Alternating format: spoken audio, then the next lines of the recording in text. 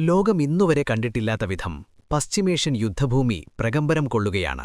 പോരാട്ടം 4ാം ദിനത്തിലേക്ക് കടക്കുമ്പോൾ വെറും വാക്കുകളാലല്ല, മറിച്ച് പ്രായോഗികമായ കരുത്തുകൊണ്ട് ലോകത്തിന്റെ ശ്വാസം മുട്ടിച്ചിരിക്കുകയാണ് ഇറാൻ.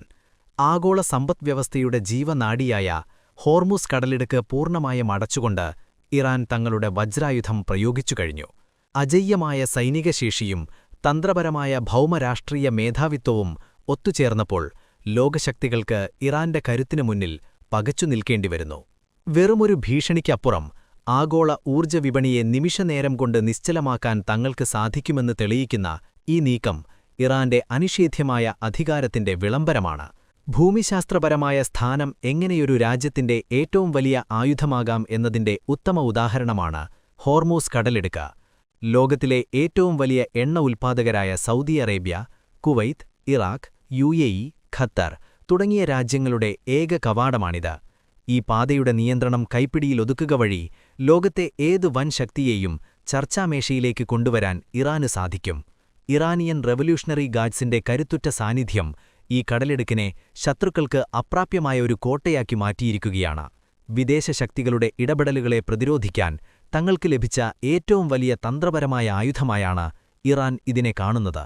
ഹോർമൂസ് കടലിടുക്കിലൂടെയുള്ള ഗതാഗതം ഇപ്പോൾ പൂർണ്ണമായും നിശ്ചലമാണ്. വിലക്ക് ലംഘിച്ച് മുന്നോട്ടു പോകാൻ തുനിയുന്ന ഏതൊരു കപ്പലിനും നേരെ വെടിയുതിർക്കുമെന്നും അവ കടലിൽ വെച്ചുതന്നെ ചുട്ടെരിക്കുമെന്നുമാണ് റവല്യൂഷണറി ഗാർഡ്സ് കമാൻഡർ ഇൻ ചീഫിന്റെ മുതിർന്ന ഉപദേഷ്ടാവായ ഇബ്രാഹിം ജവാരി നൽകിയിരിക്കുന്ന മുന്നറിയിപ്പ്. ഇറാന്റെ ഈ കർശന നിലപാട് ആഗോള കപ്പൽ ഗതാഗത മേഖലയെ ഭീതിയിലാഴ്ത്തിയിട്ടുണ്ട്.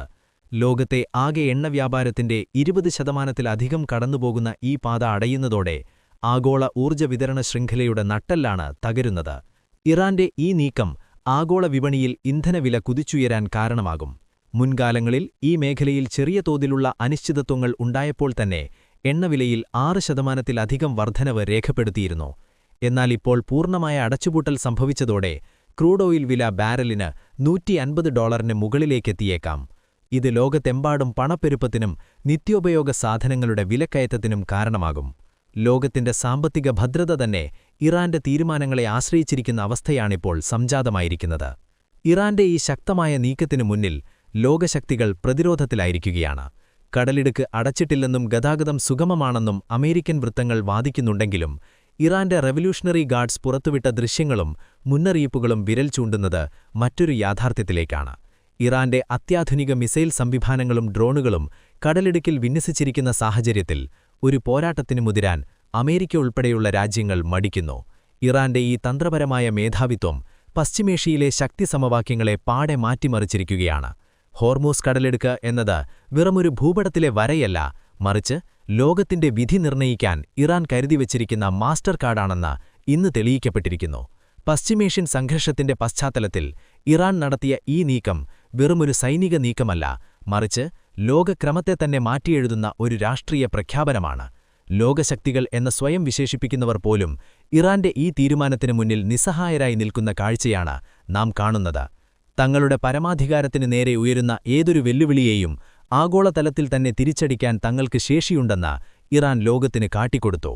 ആധുനിക യുദ്ധതന്ത്രങ്ങളും സാമ്പത്തിക ഉപരോധങ്ങളും എങ്ങനെ അതിജീവിക്കണമെന്നും അത്യാവശ്യം വന്നാൽ ലോകത്തിന്റെ സാമ്പത്തിക ശൃംഖലയെ എങ്ങനെ നിയന്ത്രിക്കണമെന്നും ഇറാൻ ഭംഗിയായി പയറ്റുന്നു.